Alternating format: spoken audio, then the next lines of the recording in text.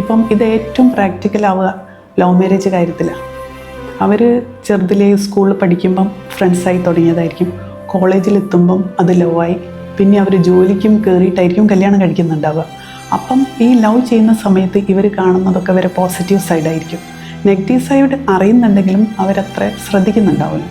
അങ്ങനെ ജീവിച്ചു തുടങ്ങി, കല്യാണം കഴിച്ച് ജീവിച്ചു തുടങ്ങി. കുറേ ആളുകൾ ആ ജീവിതം നല്ല ഭംഗിയായിട്ട് കൊണ്ടുപോകും. പക്ഷേ കുറേ ആളുകൾക്ക് അത് പറ്റില്ല. അവരെന്ത് ചെയ്യും, 1-2 കൊല്ലം കഴിയുമ്പം പതുക്കെ ഇവരെ ഈ നെഗറ്റീവ് സൈഡ് അവരെ ടേസ്റ്റിന് പറ്റുന്നുണ്ടാവില്ല. അപ്പോൾ അവരെന്ത് ചെയ്യും, തൻ്റെ പാർട്ട്ണറെ തൻ്റെ ഭാഗത്തേക്ക് ആക്കാനുള്ള എല്ലാ ശ്രമം തുടങ്ങും. തൻ്റെ ചിന്തകളിലേക്ക് കൊണ്ടുവരാനൊക്കെ പറ്റും. അതൊരിക്കലും സാധ്യമാവില്ല. അവർ വേറൊരു വ്യക്തിയല്ല, അവരുടെ ചിന്തയും വേറെയിരിക്കും. അവരും കൂടെ അങ്ങനെ ആലോചിച്ചെങ്കിലേ മാറാൻ പറ്റുള്ളൂ.